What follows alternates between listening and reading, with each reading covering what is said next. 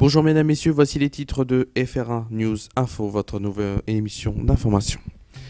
Un homme a attaqué des policiers dans la centre de la préfecture de police de Paris aux alentours de 13 h. Le bilan est lourd, 4 personnes ont été tuées, il s'agit de 3 hommes et une femme, 3 fonctionnaires de police et un agent administratif. L'auteur est un agent administratif de la PP, âgé de 45 ans. Il travaillait à la direction du renseignement de la préfecture de police de Paris, la DRPP. Plus précisément au service informatique de la DRPP, et souffrait d'un handicap. Il a été abattu. Quel risque pour les sites Seveso du Loiret après l'incendie de Lubrizol à Rouen?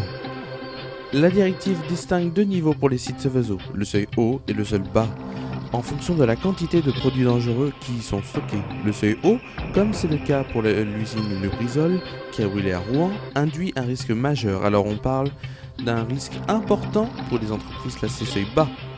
Cette classification se traduit par des mesures de sécurité plus ou moins drastiques ou adoptées par l'exploitant.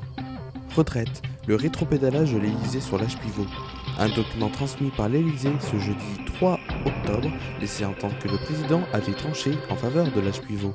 L'hypothèse d'un accord sur la durée de cotisation évoquée par Emmanuel Macron fin août semblait donc écartée. En fin de journée, l'Elysée indique que rien n'est tranché. Destitution, Trump se déchaîne contre Joe Biden et les journalistes. Le président américain a qualifié mercredi de canular complet l'affaire ukrainienne qui menace la poursuite de son mandat.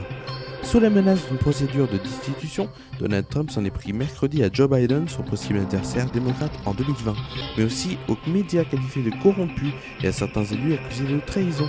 Très agressif, le président américain a largement esquivé les questions sur le fond du dossier, la demande faite à son homologue ukrainien Volodymyr Zelensky d'enquêter sur les activités du candidat démocrate et de son fils Hunter Biden.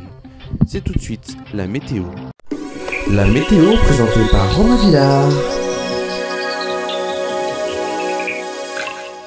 Bonjour mesdames, messieurs, vous voyez actuellement la carte du vendredi matin, donc demain matin.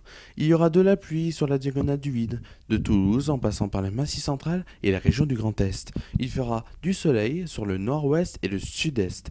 En température, il fera 16 degrés à Brest, Cherbourg, Nantes entre autres. Il fera pour le plus froid 10 degrés à Strasbourg et pour le plus chaud 22 degrés à Ajaccio. Demain après-midi, il y aura un meilleur temps, il y aura de la pluie notamment sur le nord. Il y aura aussi du soleil et des nuages sur le nord-ouest, le sud-est et le centre-sud.